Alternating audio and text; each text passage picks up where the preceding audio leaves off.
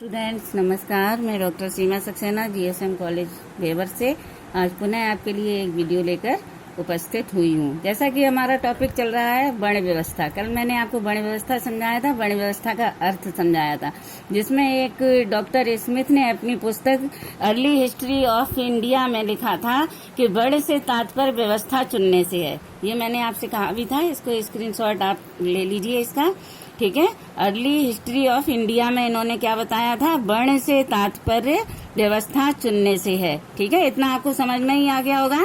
फिर मैंने वर्ण व्यवस्था का समाजशास्त्री महत्व आपको समझाया था, जिसमें मैंने कई पॉइंट बता दिए थे आपको। समाज का वैज्ञानिक आधार पर क्रमबद्ध विभाजन, इसको मैंने समझाया था। दूसरा था लचीली व्यवस्था। लचीली व्यवस्था में भी मैंने आपको बहुत कुछ बता दिया था। उसके बाद मैंने बताया था शक्ति का विकेंद्रीकरण, ये भी मैंने आपको समझा दिया था। सहयोग, शांति और प्रेम भावना, ये भी बता दिया था। अब आपका आता है कि प्रतियोगिता तथा सामाजिक संघर्षों से छुटकारा। इसमें वर्ण व्यवस्था का समाजशास्त्री महत्व क्या है, ये मैं आपको बताऊंगी, ठीक है। तो इसे थोड़ा सा शॉर्ट में समझ लीजिए कि प्रत्येक वर्ण की आजीविका, व्यवसाय व कर्मों का निर्धारण होने तथा एक वर्ण वाले व्यक्ति के लिए दूसरे वर्ण वाले व्यक्ति के कार्यों को करने पर रोक लगाई गई है। कौन से, जो मैंने कल आपको बताए थे, आजीविका, व्यवसाय व कर्मों का निर्धारण होने तथा एक वर्ण वाले व्यक्ति के लिए दूसरे वर्ण वाले व्यक्ति के कार्यों को करने पर रोक लगाई गई है। अतः प्रत्येक वर्ण की एक निश्चित स्थिति रही है और पारस्परिक प्रतियोगिता तथा संघर्षों की संभावना क्षीण हो रही है, ठीक है। और संघर्ष वहीं पर होते हैं जहां किसी विशेष सामाजिक स्थिति को प्राप्त करने के लिए प्रतियोगिता होती है और संघर्ष होते हैं। ये मैंने आपको बता दिया था, ठीक है। अब आता है आपका समानता की नीति पर आधारित। ये भी समाजशास्त्री महत्व है इसका। वर्ण व्यवस्था में समाजशास्त्री महत्व है कि समानता की नीति पर आधारित। इसे थोड़ा सा समझ लीजिए कि वर्ण व्यवस्था के अंतर्गत विभिन्न वर्णों के पृथक पृथक कार्य होने के बावजूद भी सामाजिक व्यवस्था के अंतर्गत चारों वर्णों का समान महत्व था। सामाजिक व्यवस्था जो थी, इसके अंतर्गत चारों वर्णों का समान महत्व था। सभी कार्य को समान महत्व दिया जाता था। जितने भी कार्य होते थे उनको बिल्कुल एक सा महत्व दिया जाता था। समान कार्य को समान महत्व दिया जाता था, ठीक है। अब आता है आपका अगला पॉइंट, गुणों के आधार पर व्यक्तित्व का विकास। गुणों के आधार पर व्यक्तित्व का विकास। इसमें देखिए वर्ण व्यवस्था का समाजशास्त्री महत्व क्या है कि वर्ण व्यवस्था में व्यक्ति को अपने गुणों और कर्मों के आधार पर अपने व्यक्तित्व का विकास व सामाजिक स्थिति प्राप्त करने की छूट थी।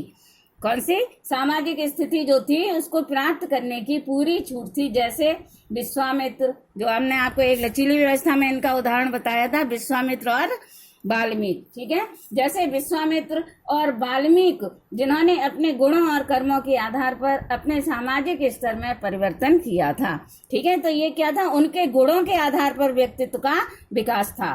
कौन कौन, वाल्मीकि और विश्वामित्र। मैंने कल आपको इसका बहुत अच्छा उदाहरण बताया था, ठीक है। अब आता है विशेषीकरण की व्यवस्था। इसका समाजशास्त्री महत्व क्या है विशेषीकरण की व्यवस्था में? देखिए कि वर्ण व्यवस्था में प्रत्येक वर्ण के व्यक्ति कार्य निश्चित होते थे।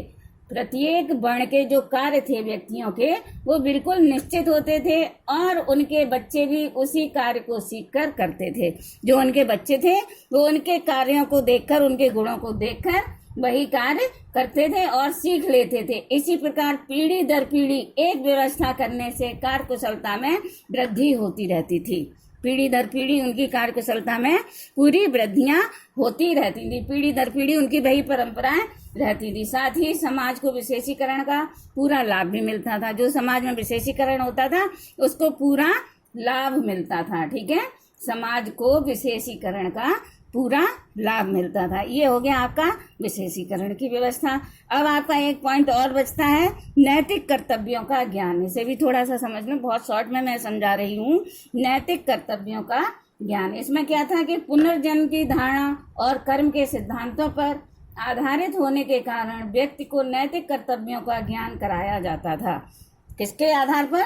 पुनर्जन्म की धारणा और कर्म के सिद्धांतों पर आधारित होने के कारण व्यक्ति को नैतिक कर्तव्यों का ज्ञान कराया जाता था, क्योंकि चारों वर्णों के लिए पृथक पृथक नियम बनाए गए थे।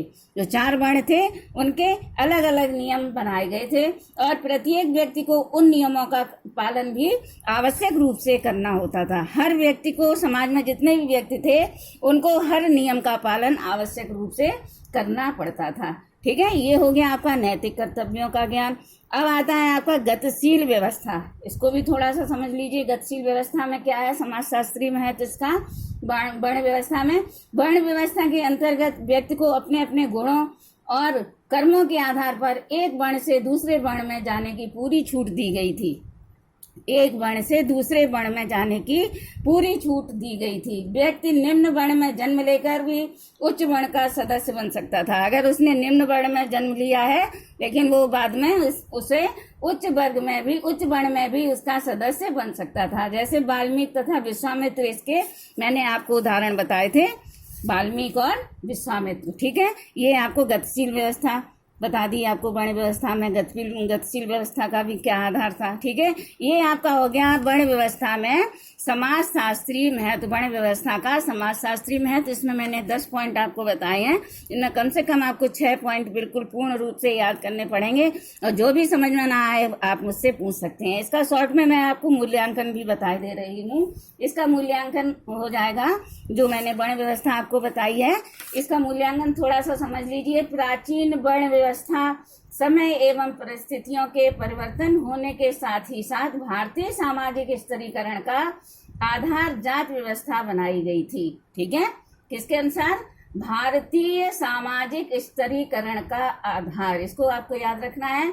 कुछ विद्वान वर्ण व्यवस्था को अनुशासन, नैतिकता, सामाजिक व्यवस्था, श्रम विभाजन, विशेषीकरण एवं सामाजिक संगठन का आधार विशेषताओं से जोड़ते हैं। किस किस का, सामाजिक व्यवस्था, नैतिकता, अनुशासन और श्रम विभाजन और विशेषीकरण, सामाजिक संगठन का आधार इन विशेषताओं से जोड़ते हैं। ठीक है, ये आपको पूरी रूप से समझ में पूरा आ गया होगा।